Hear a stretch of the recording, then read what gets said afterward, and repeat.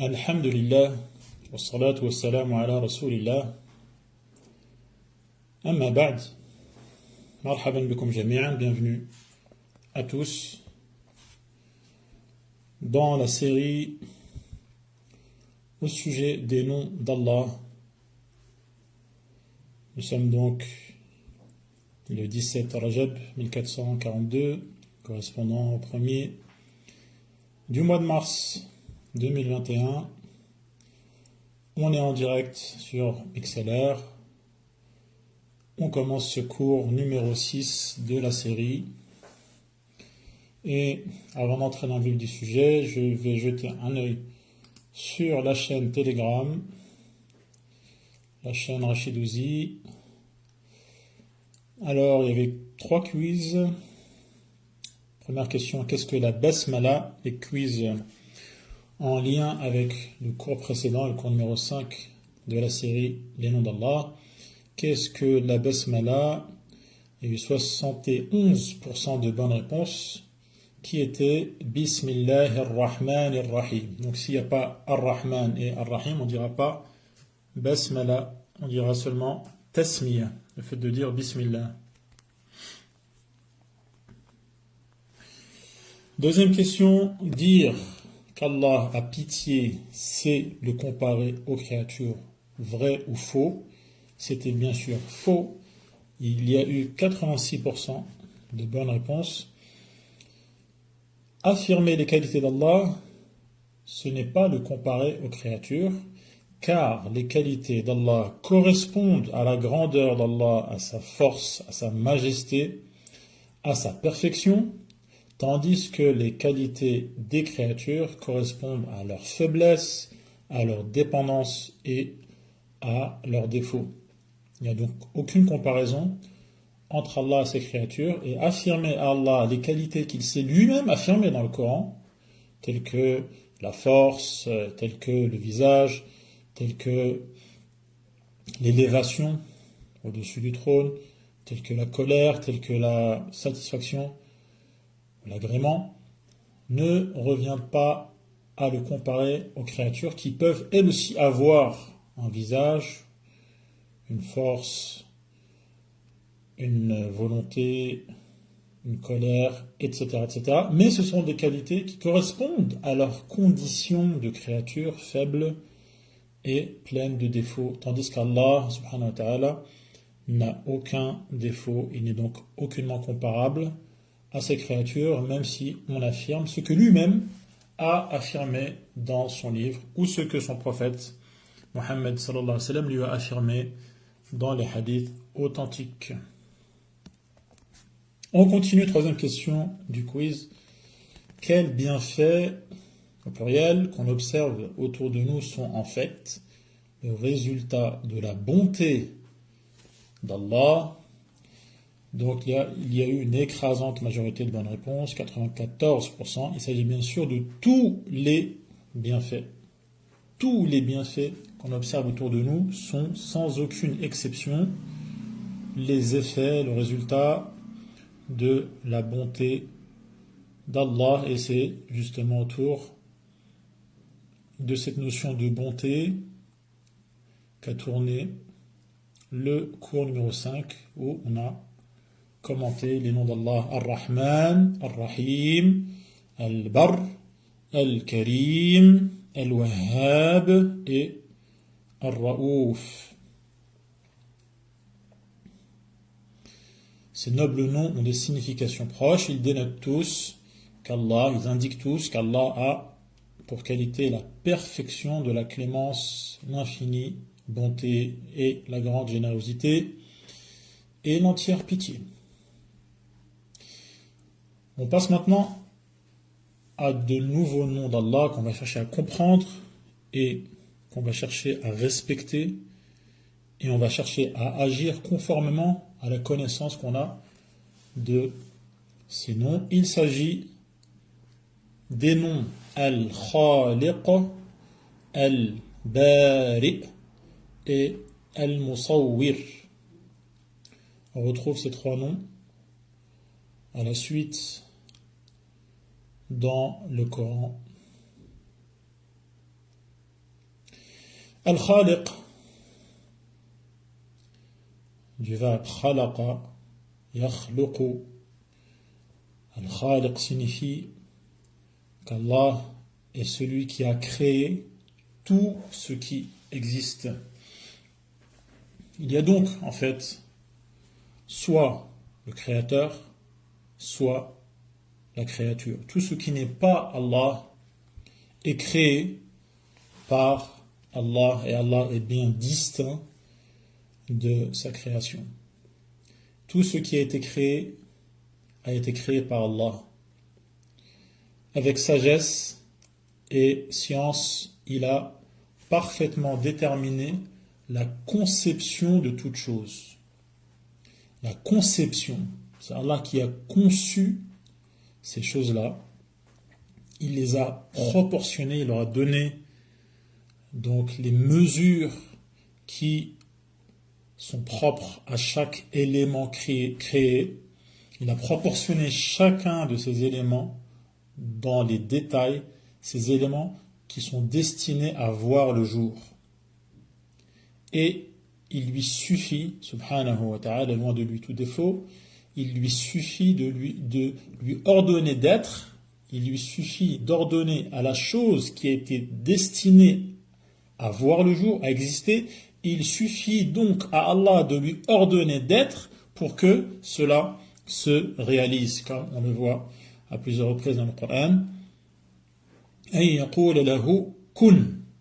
Il suffit à Allah d'ordonner à cette chose d'être, d'exister, pour que effectivement elle existe. Voilà donc au sujet du nom Al-Khaliq. Il y a également parmi les noms d'Allah Al-Bari.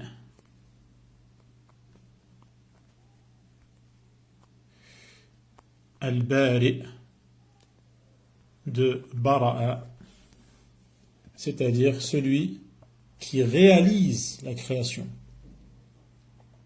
Ce qu'il a proportionné, ce qu'il a déterminé, ce qu'il a conçu, eh bien Allah le réalise effectivement. Voilà le sens de Al-Bari. Il a donc le pouvoir inégalable de faire passer les créatures du monde du possible au monde du réel.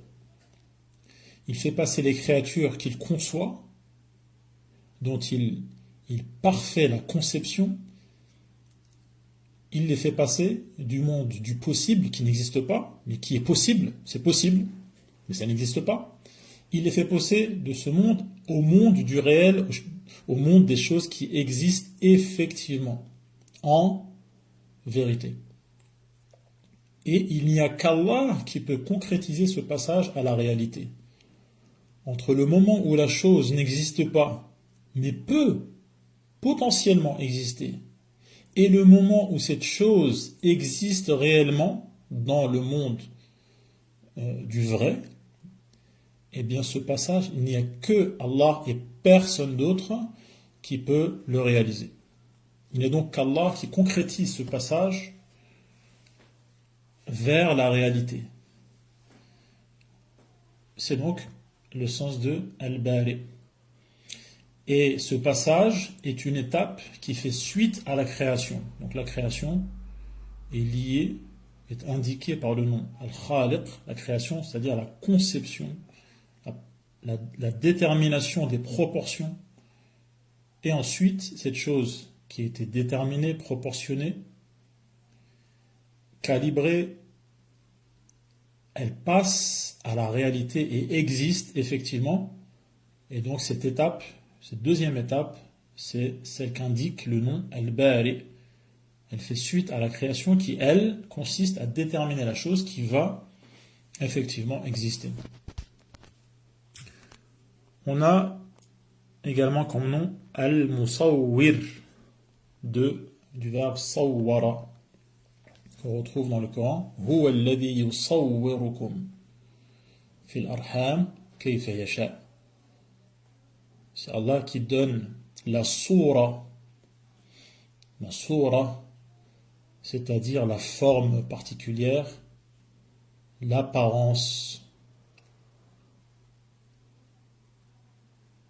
Et donc, Al-Musawwir, c'est lui qui a donné à chaque créature une forme particulière, une apparence distincte. C'est lui qui choisit l'apparence qu'aura chaque être créé. Il choisit l'apparence qu'aura chaque être créé conformément à sa science et à sa sagesse. Il a donc le pouvoir de façonner pour chaque chose l'image qu'il veut lui donner. Donc Allah crée la chose en elle-même, mais cette chose a une apparence, elle a une forme. Et cette forme, c'est Allah également qui l'a choisie. Il a le pouvoir, notamment, par exemple, le fœtus dans le ventre de sa mère. L'apparence que va avoir ce bébé, c'est Allah qui l'a choisi. Et donc, il a choisi la sourate, l'apparence. Il la façonne. Il est donc al-musawwir. Il a d'ailleurs interdit de chercher à l'imiter en façonnant des représentations de créatures animées par une âme. Dans les textes, il y a des interdictions formelles de chercher à imiter Allah en façonnant des représentations, en les dessinant, en les moulant, en les sculptant. Donc des créatures animées par une âme, comme les êtres humains par exemple, ou les animaux. Cela est formellement interdit dans les textes. Et donc ces trois noms, Al-Khaliq, Al-Bari, Al-Musawwir, il y a un lien entre les trois. Al-Khaliq, c'est donc la conception qui est visée, Al-Bari, la réalisation, et Al-Musawwir, donc il s'agit de façonner, de donner une image, une forme, une apparence. Ces trois noms, Al-Khaliq, Al-Bari, Al-Musawwir, indiquent bien qu'Allah est le seul à avoir créé toutes les créatures. À la perfection, il a fait que toute chose soit. Il a réalisé avec minutie et beauté tout ce qui existe. Donc, regardons autour de nous la beauté de ce monde, la minutie, l'exactitude des détails de chaque élément qui constitue cet univers, et on aura un exemple, plusieurs exemples, une infinité d'exemples qui montrent qu'Allah a bien ces trois noms. En plus du fait que ces trois noms soient affirmés dans les textes. Et donc ce qu'on voit autour de nous dans le monde créé confirme ce qu'on voit dans la parole d'Allah qui, elle, est incréée. Et donc Allah a créé ces éléments, il les a créés sans modèle précédent. Il n'a imité aucun modèle. Il n'y avait pas de modèle d'univers avant qu'Allah ne le crée.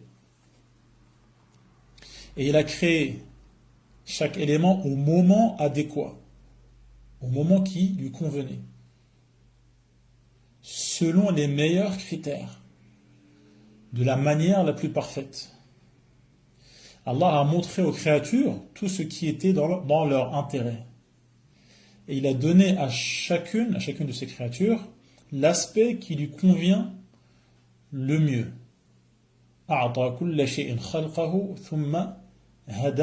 C'est-à-dire qu'Allah, en donnant à chaque créature l'aspect qui lui convient le mieux, il a donné à chaque type d'insecte l'aspect qui lui convient le mieux, à chaque type d'oiseau l'aspect, la morphologie qui lui convient le mieux, à chaque type de créature aquatique la forme qui lui convient. Il est donné bien entendu à l'être humain la forme qui lui correspond, à la perfection, Puis il a orienté chacune de ces créatures vers le but pour lequel elle fut créée. Et donc chaque créature trouve en elle, de manière innée, la manière de trouver la nourriture qui lui correspond, la manière d'organiser son mode de vie, la manière de se reproduire, car c'est Allah qui l'a créé de cette manière et l'a orienté, lui a donné l'intuition de cheminer de la manière qui correspond à, à son type de créature, à son type de création. Et puisqu'Allah est le seul créateur, il est le seul khaliq, il est le seul bari, il est le seul musawwir, le seul à concevoir, le seul à réaliser et faire passer la création du monde de ce qui n'existe pas et qui n'est que possible et éventuel et potentiel, puisqu'il est le seul à donner une sourate, un aspect à cette créature, il est donc, et il ne partage ses qualités avec personne, il est donc la seule divinité qui est légitimement adorée. Et c'est le sens de La ilaha illallah. Et il est le seul qui mérite cette adoration. On le voit à plusieurs reprises, le lien entre le fait que Allah soit le seul créateur et le devoir de ces créatures de n'adorer que leur créateur et personne d'autre. Par exemple, le premier ordre dans Surat Al-Baqarah le premier ordre est lié à la faculté de créer, c'est-à-dire le premier ordre qui est celui d'adorer Allah. On va voir le lien avec le rappel qu'Allah est celui qui a créé. Allah dit ce qui signifie, vous les gens, adorez votre Seigneur qui vous a créé. Vous voyez le lien? Adorez votre Seigneur qui vous a créé, vous et ceux qui vous ont précédés, afin de vous mettre à l'abri de la punition. Et Allah détaille ensuite, c'est lui qui, pour vous, a fait de la terre un lit et du ciel un toit. Il a fait descendre du ciel la pluie par laquelle il fait surgir toutes sortes de fruits pour votre subsistance. N'attribuez donc pas d'ego à Allah. Voilà donc le sens de La ilaha illallah, on le retrouve au début et à la fin des versets. L'ordre d'adorer Allah et l'interdiction d'adorer un autre que lui en mettant quelqu'un ou quelque chose à égalité avec lui. N'attribuez donc aucun égal à Allah, alors que vous savez que c'est lui et seulement lui qui a créé tout cela. Et ensuite, toujours dans Surat Al-Baqarah, Allah nous dit ce qui signifie comment pouvez-vous renier Allah alors que vous étiez mort et qu'il vous a donné la vie? C'est-à-dire qu'il nous a fait passer de l'état de mort, c'est-à-dire d'inexistant, et qui vous a donné la vie. C'est lui qui nous a fait passer de l'état d'inexistant à l'état de ce qui existe. Donc cela correspond précisément au terme al-bari. Et il vous fera ensuite mourir, puis vous fera revivre, et vous serez ramenés à lui. C'est lui, Allah, qui a créé pour vous, encore une fois, tout ce qui est sur terre, puis s'est occupé du ciel, dont il fit 7 cieux harmonieux, et il est omniscient, c'est-à-dire qu'il connaît absolument tout. Et donc, puisqu'il est le seul à avoir créé, cela signifie d'abord qu'on ne peut pas le renier, on ne peut pas s'empêcher et refuser de l'adorer. On doit donc l'adorer parce que justement, il est celui qui nous a créés. Et également, autre signification, puisqu'il nous a créés, cela signifie que rien ne l'empêchera de nous recréer une deuxième fois. Il vous fera ensuite mourir, puis il vous fera revivre. Il s'agit donc de la résurrection qu'Allah affirme à plusieurs reprises dans le Coran. C'est même un des thèmes principaux du Coran, l'affirmation, la démonstration de la résurrection. On voit ici, il y a une manière d'affirmer qu'Allah va nous faire revivre après la mort pour nous juger, en lui disant qu'il nous a déjà fait vivre une première fois. Il est donc capable, bien entendu, de nous faire revivre une deuxième fois. Qui l'en empêcherait? Allah nous a prouvé, nous a démontré qu'il en avait la force, la science, et donc rien ne peut l'empêcher, car cette force et cette science ne cessent d'exister. Il aura donc toujours, comme il a toujours eu, cette force et cette science par laquelle il nous a fait vivre une première fois, pour nous faire revivre le jour du jugement et nous juger. La force, la science et le pouvoir et les qualités de celui qui crée.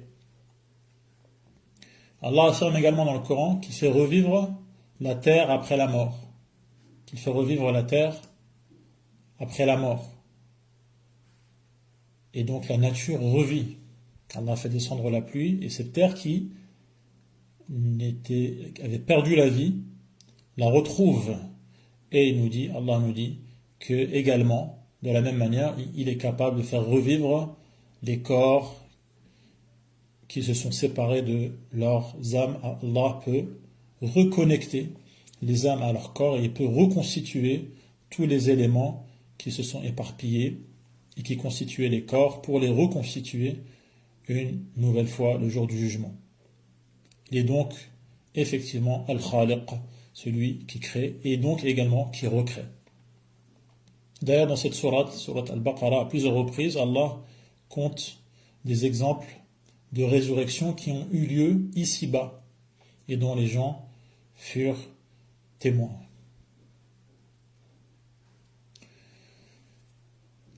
Au début de sourate Al-Ahqaf, on voit également qu'Allah nous interpelle en disant ce qui signifie Hamim, la révélation du livre émane d'Allah, le Tout-Puissant, le Sage.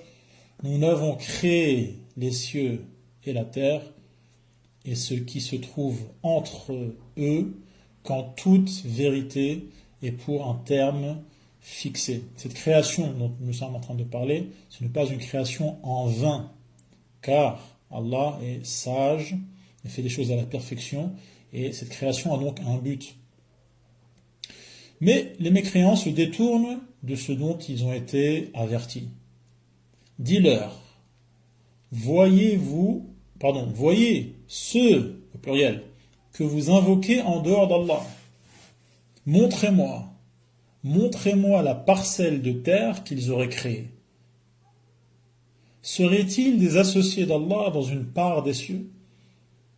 Et donc Allah affirme ici, il démonte la vision, la mentalité du mécréant qui adore un autre qu'Allah, du polythéiste qui se tourne vers un autre qu'Allah, qui ne concrétise pas La ilaha illallah, qui adore un autre qu'Allah en lui disant ces autres que vous adorez, à part Allah, qu'ont-ils créé en vérité? Montrez-moi la parcelle de terre qu'ils auraient créée. Sont-ils des associés d'Allah dans la création des cieux? Montrez-moi, prouvez-moi. Apportez-moi un livre antérieur à celui-ci, ou la trace d'une science provenant des livres anciens, si vous êtes véridique. Et ils ne pourront jamais le faire.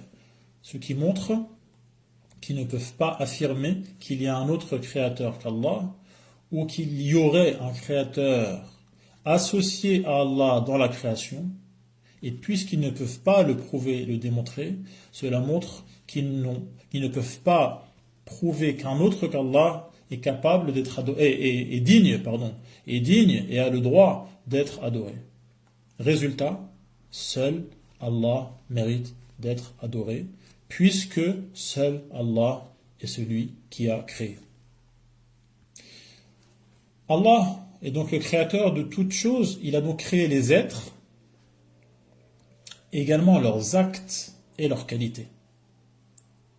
Et donc il a tout créé dans tout ce qui existe dans le détail. Même les actes des créatures, même leurs qualités sont créées par Allah. Comme Allah l'affirme dans le Coran, Wallahu khalaqakum wa ma ta'malun. Allah vous a créé ainsi que vos actes ou ce que vous réalisez. Il est celui qui guide ceux qu'il veut, tout comme il égare ceux qu'il veut, et c'est également lui qui a fait en sorte qu'il y ait des croyants et des mécréants. هو الذي خلقكم فمنكم كافر ومنكم مؤمن. Sans pour autant forcer les gens à faire ce qu'ils ne veulent pas. Ça, c'est un point extrêmement important de la doctrine musulmane. À savoir que le caractère général de sa qualité de créateur, c'est-à-dire quand on dit qu'Allah a créé, on dit qu'Allah a tout créé, comme on vient de le dire, les êtres, les actes, les qualités, les croyants et leurs actes, les mécréants et leurs actes, et pourtant ce sont bien eux qui agissent. Allah ne les force pas à agir, ils agissent volontairement. Et donc les croyants ont la foi volontairement. Les mécréants commettent leur mécréance volontairement. Les pécheurs commettent leurs péchés volontairement. Bien que tous ces gens et leurs actes soient créés par Allah. Et donc il y a à ce sujet une théorie déviante. Une théorie déviante qui est la théorie des Qadarites. Les Qadariya, ce sont les gens qui, de peur de nier le libre arbitre, de peur de nier que les gens ont une volonté réelle et ont le choix d'agir ou de ne pas agir, le choix de commettre les péchés ou le choix d'accomplir les bonnes actions, donc de peur de nier ce libre arbitre de l'être humain, ils affirment que les actes réalisés par les gens, leurs obéissances et surtout leurs péchés, ne sont pas inclus dans la création et dans la prédétermination d'Allah. Voilà leur déviance. Leur déviance est de dire que les péchés, notamment, et les actes, mais en général, ne sont pas créés par Allah, n'ont pas été déterminés, n'ont pas été voulus par Allah subhanahu wa ta'ala. Et en vérité, cette déviance signifie qu'il y aurait plusieurs créateurs. Car si ce n'est pas Allah qui a créé les actions, cela signifierait que ces actions auraient été créées par un autre que lui. Or cela est impossible, comme on vient de le démontrer avec les arguments des textes. Il n'y a qu'un seul créateur. Ce que ne savent pas ces gens déviants, c'est que la perfection d'Allah, la perfection de son pouvoir, ne font pas obstacle au libre arbitre de l'être humain. Ne font pas obstacle à la volonté libre de l'être humain. Et Allah est tout à fait capable de faire en sorte que l'homme réalise ce qu'il a choisi lui-même de faire, ce que cet homme a choisi de faire comme action. Il prie parce qu'il a choisi de prier, ou il commet un péché parce qu'il a choisi lui-même de le faire, et cela est en même temps conforme à la prédestination et à la volonté créationnelle générale d'Allah. Il n'y a pas de contradiction entre les deux. Et c'est justement une manifestation de la puissance et de l'immensité d'Allah qui est bien trop grand pour forcer les gens à faire quoi que ce soit, et bien trop juste pour les opprimer. Et donc, ce sont bien les gens qui veulent réellement et qui choisissent réellement. Cependant, c'est Allah qui a fait en sorte que cela ait lieu. Et les volontés et les pouvoirs des créatures dépendent en vérité de la volonté d'Allah. Et donc ce sont bien eux qui agissent, et c'est pour cela qu'ils sont récompensés. C'est bien eux qui commettent des péchés, c'est bien pour cela qu'ils sont punis. Ils ont choisi de le faire, et pourtant c'est Allah qui a fait en sorte que cela ait lieu. Ils n'ont pas été injustes envers eux, et en même temps ils ne peuvent pas se soustraire, ils ne peuvent pas échapper à la volonté globale d'Allah, et ils dépendent de la volonté de leur Créateur. Cela est affirmé dans le Coran à plusieurs reprises, notamment à la fin de Surat At-Takwir, où Allah dit ce qui signifie pour celui d'entre vous qui veut suivre le droit chemin. Donc Allah a affirmé ici une volonté à l'être humain. L'être humain a bien une volonté. Il n'est pas forcé d'agir ou de ne pas agir. Et donc Allah n'est pas injuste envers lui. Cependant, mais vous ne le souhaiterez que si Allah le veut. Vous ne le voudrez que si Allah le veut. Et donc c'est Allah, le créateur absolu, qui commande et qui soumet tout à sa volonté. Que si Allah le veut, le Seigneur de l'univers. Ce sera le mot de la fin pour ce cours. Je vous donne rendez-vous pour la suite, Inch'Allah, la semaine prochaine. Vous trouverez sur la chaîne Telegram, comme d'habitude, un quiz pour bien garder à l'esprit les notions apprises ce soir.